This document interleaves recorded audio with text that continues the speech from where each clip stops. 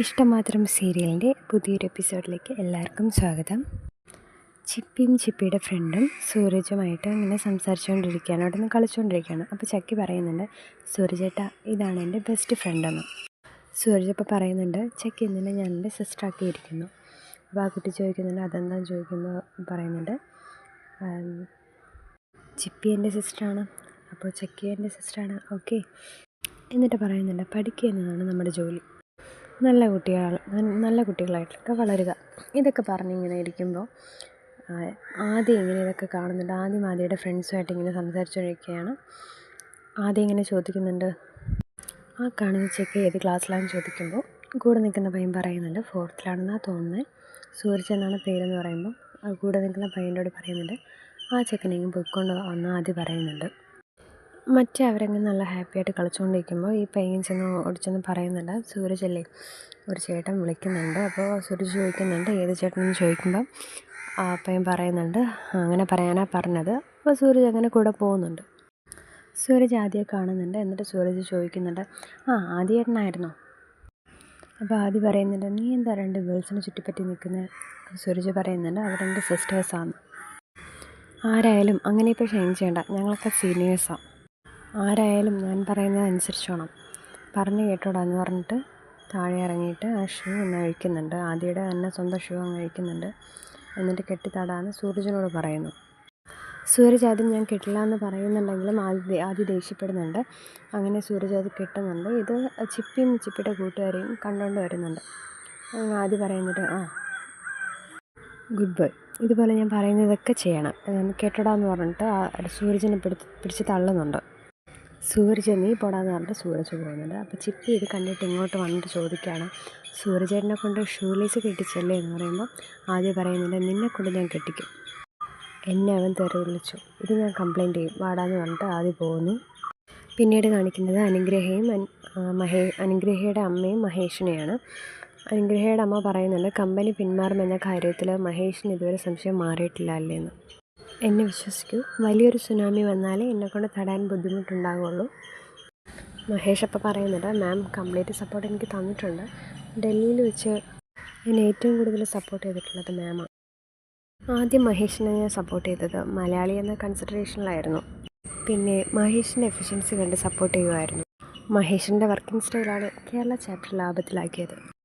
മഹേഷ് എന്നെ മനയിടിച്ച് നിന്നോളും എന്ന് പറഞ്ഞിട്ട് അവരവിടെ ഇരിക്കുന്നുണ്ട്. എന്നിട്ട് പറയുന്നുണ്ട്, ഞാൻ കമ്പനിക്കാര്യം പറയാനല്ല മഹേഷിനെ കാണണമെന്ന് പറഞ്ഞത്, തികച്ചും സ്വകാര്യം എന്ന് വെച്ചാൽ അനുഗ്രഹയെക്കുറിച്ച്.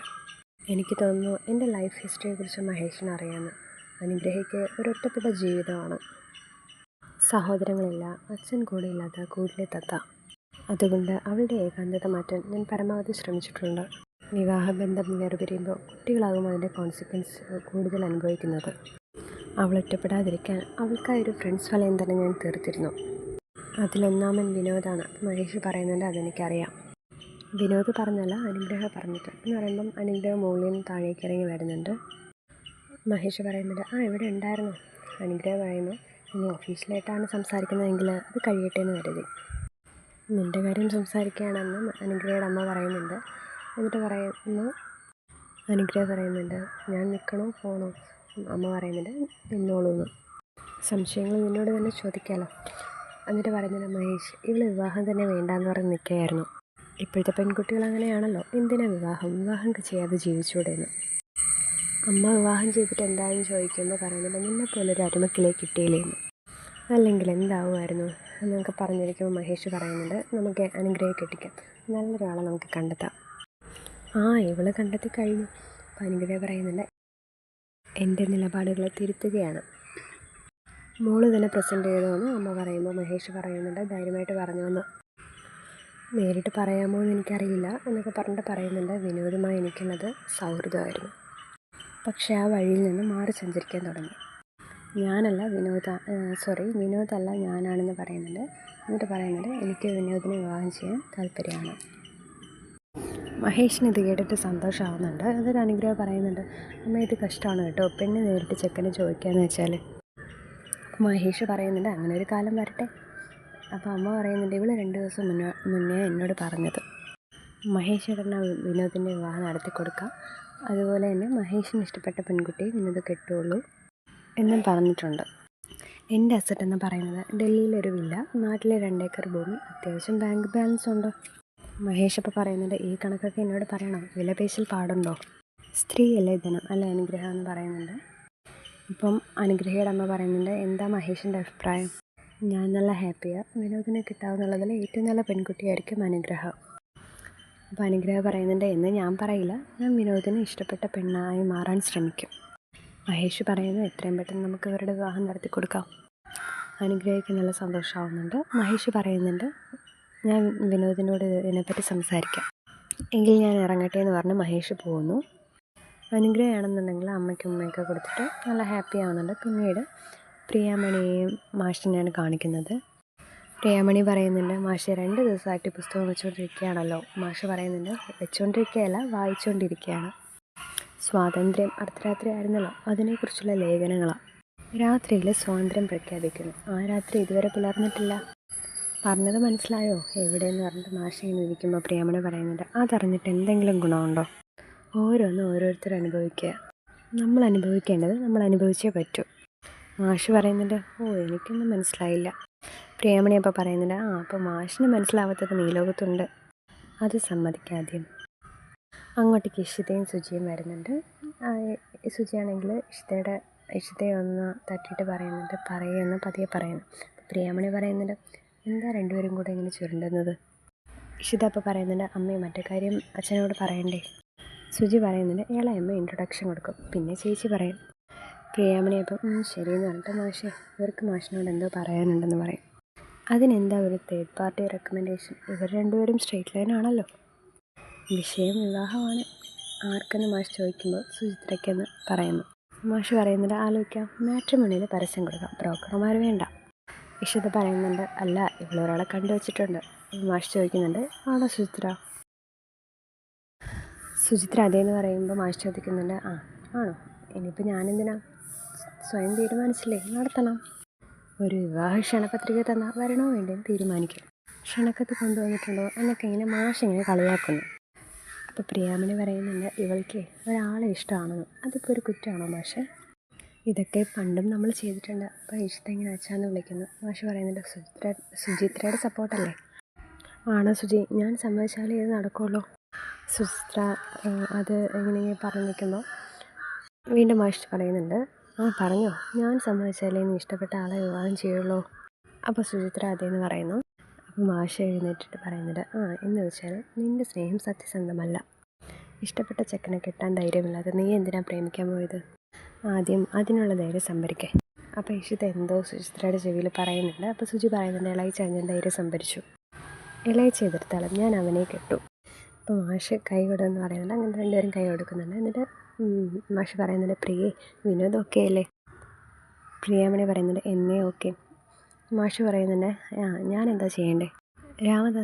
രാമനാഥൻ ചേട്ടനോട് സംസാരിക്കണം, നിങ്ങളാണല്ലോ തീരുമാനിക്കുന്നത്. സംസാരിക്കാം. ഇഷിത പറയുന്നുണ്ട്, ഇപ്പം സംസാരിക്കേണ്ട, സത്യത്തിൽ മഹേഷ വിനോദിൻ്റെ കാര്യങ്ങളൊക്കെ തീരുമാനിക്കുന്നത്.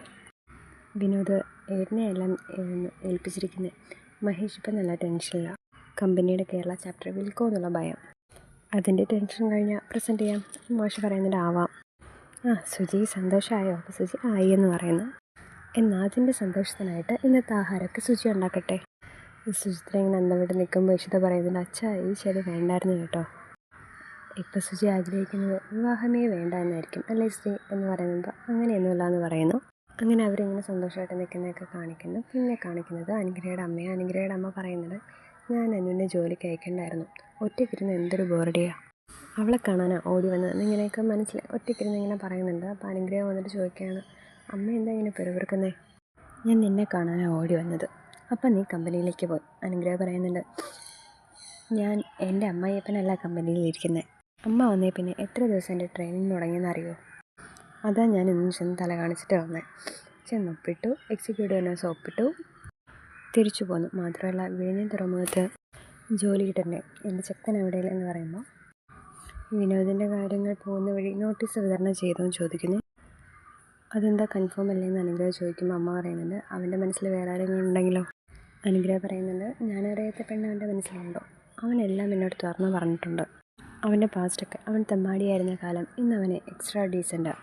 ഞാൻ ആരോടും പറഞ്ഞിട്ടില്ല. എന്തായാലും വിനോദിനോട് കൂടെ ചോദിച്ചിട്ട് തീരുമാനിക്കാം. അത് കഴിഞ്ഞ് ഞാൻ ആരെ അറിയിക്കാമെന്നറിയോ? സുചിത്രയെ. അവളെൻ്റെ ബെസ്റ്റ് ഫ്രണ്ടാണ്. പിന്നെ മാഷച്ചൻ, അവിടുത്തെ അമ്മ, അവർക്കെന്നെ ഒത്തിരി ഇഷ്ടമാണ്. കാരണം എന്താണെന്നറിയോ? അമ്മ, എൻ്റെ പൊന്നമ്മ എന്നൊക്കെ പറയുമ്പോൾ അമ്മ പറയുന്നുണ്ട് എക്സ്പ്ലനേഷൻ വേണമല്ലോ. അമ്മ എന്നെ മലയാളം നന്നായിട്ട് പഠിപ്പിച്ചു, കേരളത്തിലെ എല്ലാ സംസ്കാരങ്ങളും പഠിപ്പിച്ചു, ഒരു പെൺകുട്ടി എങ്ങനെയാവണമെന്നും പഠിപ്പിച്ചു. അതൊക്കെ കൊണ്ട് അവർക്കെന്നെ ഇഷ്ടമായത്. So all credits goes to my dearest അമ്മ. നിൻ്റെ കാര്യത്തിൽ എനിക്ക് നല്ല ഭയമുണ്ടായിരുന്നു. വിവാഹം വേണ്ടെന്ന് വെച്ച് നടക്കുമായിരുന്നല്ലോ. എനിക്ക് ഒരു ഗന്ധർവൻ ഭൂമിയിലേക്ക് ഇറങ്ങി വന്നാൽ ഞാൻ എന്ത് ചെയ്യും? കാല് തെറ്റി വീണു എന്നൊക്കെ പറയുമ്പോൾ അമ്മ പറയുന്നുണ്ട് എല്ലാം ഭംഗിയായിട്ട് നടക്കട്ടെ. ഇതൊക്കെ പറഞ്ഞിട്ട് അനുഗ്രഹം ഇങ്ങനെ മനസ്സിലിങ്ങനെ വിഷമിച്ചിങ്ങനെ മാറി നിൽക്കുന്നുണ്ട്. എന്നിട്ട് അമ്മയോട് ചോദിക്കുന്നുണ്ട്, അമ്മയെ പറയാമോ? അപ്പോൾ അമ്മ പറയുന്നുണ്ട്, നിനക്ക് എന്താ എന്നോട് പറയാൻ പാടില്ലാത്തത്? അനുഗ്രഹം പറയുന്നുണ്ട്, അച്ഛനോട് പറയട്ടെ. അമ്മയ്ക്ക് ഇഷ്ടമില്ലാത്തതൊന്നും ഞാൻ ചെയ്യില്ല. വിവാഹപ്പന്തലിൽ നിൽക്കുമ്പോൾ എല്ലാവരും ചോദിക്കില്ലേ ഈ കുട്ടിക്ക് അച്ഛനില്ലേന്ന്? അപ്പോൾ അമ്മ പറയുന്നുണ്ട്, നിനക്ക് അച്ഛനുണ്ട്, അദ്ദേഹത്തിന് വേറെ ഭാര്യയുണ്ട്. പക്ഷേ നീ അദ്ദേഹത്തിൻ്റെ മകളല്ലെന്ന് പറയില്ല. നിനക്ക് ആഗ്രഹം കാണും അച്ഛൻ്റെ കാല് തൊട്ട് ദക്ഷിണ കൊടുത്ത് വന്നിക്കണമെന്ന്. എല്ലാം എൻ്റെ മോൾക്ക് തീരുമാനിക്കാം. ഇത് പറഞ്ഞിട്ട് അമ്മ ഇങ്ങനെ മിണ്ടാതെ പോകുന്നുണ്ട്. ഇതൊക്കെ അനുഗ്രഹം ഇങ്ങനെ ആലോചിച്ച് നിൽക്കുകയാണ്. പിന്നെ ഇഷിതയെ കാണിക്കുന്നത്. ഇഷിത ഇങ്ങനെ എന്തൊക്കെ നോക്കിക്കൊണ്ടിരിക്കുമ്പോൾ ചിപ്പി വരുന്നുണ്ട്. ഇഷിത ചോദിക്കുന്നുണ്ട്, പഠിച്ചു കഴിഞ്ഞോ? ചിപ്പി പറയുന്നുണ്ട്, കഴിഞ്ഞല്ലോ. ഹോംവർക്കൊക്കെ ചെയ്ത് കഴിഞ്ഞോ? ചിപ്പി കഴിഞ്ഞു എന്ന് പറയുന്നു.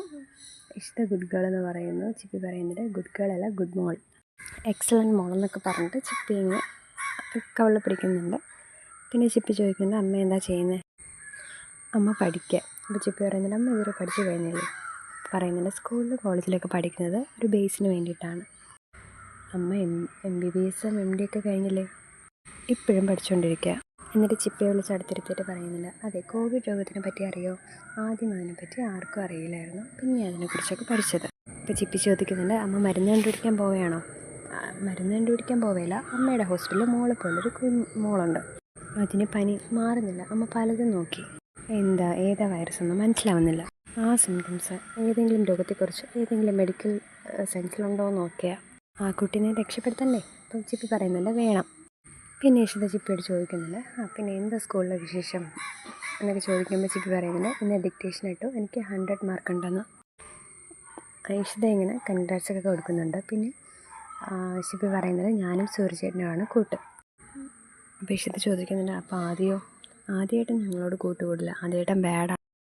ആദ്യേട്ടന് കുറേ കൂട്ടുകാരുണ്ട്, എല്ലാം തല്ലിപ്പൊളികളാണ്. ഏട്ടനെ കുറിച്ച് അങ്ങനെയൊന്നും പറയാൻ പാടില്ല, മോളുടെ സ്വന്തം ഏട്ടനാണ്. മോള് വേണേ ഏട്ടനെ ഗുഡ് ഏട്ടനായിട്ട് മാറ്റാം.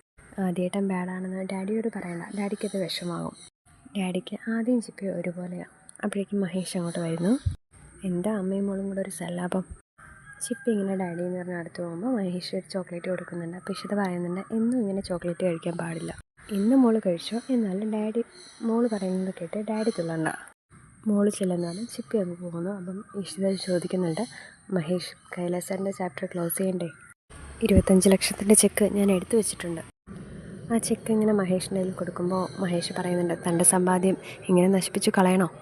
ഇഷിത പറയുന്നുണ്ട്, കാശ് എന്നും വരും, ഇപ്പം നമ്മുടെ ആവശ്യം മഹേഷിനെ രക്ഷിക്കുക എന്നുള്ളത്. ഒരു അറസ്റ്റ് നടന്നാൽ എന്തായിരിക്കും ഈ വീടിൻ്റെ നില? മഹേഷ് പറയുന്നുണ്ട്, ഞാനൊരു 15 lakhs എടുത്ത് വെച്ചിട്ടുണ്ട്. അവരങ്ങനെ ഇരിക്കുന്നു. പിന്നീട് കൈലാസിനെയാണ് കാണിക്കുന്നത്. മഹേഷിനോട് കാശിൻ്റെ കാര്യം ചോദിച്ചിട്ട് എന്തായെന്ന് മഹേഷിൻ്റെ ചേച്ചി അമ്മയോട് ചോദിക്കുകയാണ്. അവൻ എന്താ മൈൻഡ് എത്തത്? ഞങ്ങൾക്കൊരു അപകടം വന്നാൽ ആരുടെ മുന്നിലാണ് കൈ നീട്ടേണ്ടത്? അവൻ എൻ്റെ അനിയനല്ലേ, ലക്ഷക്കണക്കിന് രൂപയുടെ വരുമാനമുണ്ട്. നീ കണക്കൊന്നും പറയല്ലേ മഞ്ജുമേ, പറഞ്ഞാലേ അവൻ ഒരുപാട് പറയാനുണ്ടാവും. എത്ര ലക്ഷമാണ് അവൻ്റെ കടബാധ്യതയെന്ന് നിനക്കറിയാമോ? നിൻ്റെ വിവാഹത്തിൻ്റെ കടകളുണ്ട്, എല്ലാം അവൻ തീർത്ത് വരുന്ന സമയമായത്. അവനൊന്ന് നടു നിവർത്തി വരുന്നതേ ഉള്ളൂ. അവളിങ്ങനെ പലതും പറയും, എന്നെ അറസ്റ്റ് ചെയ്യുന്നുള്ള ഭയം. സാരമില്ല, ഞാൻ ജയിലിൽ കിടന്നോളാം, അളിയനെ ഇങ്ങനെ വെറുതെ ബുദ്ധിമുട്ടിക്കണ്ട എന്നിങ്ങനെ കൈലാസ് പറയുന്നു.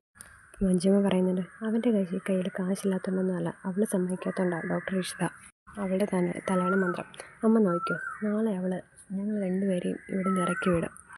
മഹേഷ് അങ്ങോട്ടേക്ക് വരുന്നുണ്ട്. മഹേഷ് ആണെങ്കിൽ 40 ലക്ഷം രൂപയുടെ ചെക്കും കൊണ്ടാണ് വരുന്നത്. എന്നിട്ട് കൈലാസിനോട് കൊടുത്തിട്ട് പറയുന്നുണ്ട്, ഇതിൽ 40 ലക്ഷം ഉണ്ട്. മഞ്ജുമ്മയാണെങ്കിൽ ഓരോ സമയം ഓരോന്നാണ് പറയുന്നത്. നേരത്തെ അങ്ങനെ പറഞ്ഞെങ്കിൽ ഇപ്പോഴത്തെ മാറ്റി പറയാണ്. അമ്മ കണ്ടോ സഹോദരിയോടുള്ള സ്നേഹം? ഭാര്യ വന്ന് കയറിയവള, അവൾ കൊടുക്കണ്ടെന്ന് പറഞ്ഞാൽ സഹോദരൻ അത് ചെയ്യും. മഹേഷ് പറയുന്നുണ്ട്, ഇഷ്ടത്തെക്കുറിച്ചാണോ? അവൾ പറയും കാശ് വെറുതെ കളയണ്ട. അളിയ, ഞാൻ തന്ന 2 ചെക്കിൽ 15 ലക്ഷം എൻ്റേതാ, 25 ലക്ഷം ഇഷിത തരാൻ പറഞ്ഞതാ, ഇഷിതയുടെ സ്വന്തം കാശ്. ഇതൊക്കെ കേട്ടിട്ട് ഇങ്ങനെ എല്ലാവരും ഇങ്ങനെ അതിശയിച്ച് നിൽക്കുന്നുണ്ട്. എന്നിട്ട് മഹേഷ് പറയുന്നുണ്ട്, എന്ത് കാര്യം വന്നാലും ഇഷിതയുടെ മേൽ ആരോപണം ഉന്നയിച്ചോണം. അപ്പോൾ മഞ്ജിമ ഇങ്ങനെ തലയ്ക്ക് താഴ്ത്തി നിൽക്കുന്നുണ്ട്. അപ്പോൾ ഇഷിത അങ്ങോട്ട് വരുന്നു. മഞ്ജിമ പറയുന്നുണ്ട്, ഇഷിത വലിയ ഉപകാരം, ഒരിക്കലും മറക്കില്ല. ഇഷിതയെ പോലൊരു നാത്തൂനെ കിട്ടിയത് എൻ്റെ ഭാഗ്യം എന്നൊക്കെ ഇങ്ങനെ തള്ളി വിടുന്നുണ്ട്. കൈലാസ് പറയുന്നുണ്ട്, പെങ്ങളെ വലിയ സന്തോഷം, ജയിലിൽ നിന്നാണ് പെങ്ങളെന്നെ രക്ഷിച്ചത്. എൻ്റെ അമ്മയുടെ പിറക്കാതെ പോയ മകളാണ് ഈ പെങ്ങൾ. എന്തിനാ ഇങ്ങനെ ഒരു നന്ദി പ്രകടനം? കുടുംബത്തിലൊരു പ്രശ്നം വരുമ്പോൾ നമ്മൾ പരസ്പരം സഹായിക്കേണ്ടവരല്ലേ. ഇപ്പോൾ മഞ്ജിമ ഇഷ്ടത്തെ മനസ്സിലാക്കാൻ ഇങ്ങനെ പറയാൻ തുടങ്ങുമ്പോൾ അത് സ്വപ്നവല്ലി പറയുന്നുണ്ട്, മതി മതി, കാര്യം നടന്നില്ലേ, ഇനി നമുക്ക് ഭക്ഷണം കഴിക്കാം. മഹേഷ് പറയുന്നുണ്ട്, നിങ്ങൾ കഴിച്ചോ, എനിക്കൊന്ന് ഫ്രഷ് ആവണം. അപ്പോൾ ഇഷിത പറയുന്നുണ്ട്, എനിക്കും കുറച്ച് ജോലിയുണ്ട്, ഞാനും മഹേഷും ഒരുമിച്ചിരുന്ന് കഴിച്ചോളാമെന്ന്. സ്വപ്നവല്ലി പറയുന്നത്, എന്നാൽ നിങ്ങളിരിക്കുക. അങ്ങനെ പറഞ്ഞിരിക്കുമ്പോൾ കൈലാസാണെങ്കിൽ ഇഷിത ഇങ്ങനെ പോകുന്നത് നോക്കുന്നുണ്ട്. എന്നിട്ട് അതൊക്കെ പോയി കഴിഞ്ഞതിന് ശേഷം ഈ ചെക്കൊക്കെ നോക്കിയിട്ട് എല്ലാം കിട്ടിയല്ലോ, എല്ലാം നേടിയല്ലോ എന്നുള്ള ആ ഒരു ഇതിൽ നിൽക്കുകയാണ്. ഇത്രയും കാണിച്ചാണ് ഇന്നത്തെ എപ്പിസോഡ് അവസാനിക്കുന്നത്.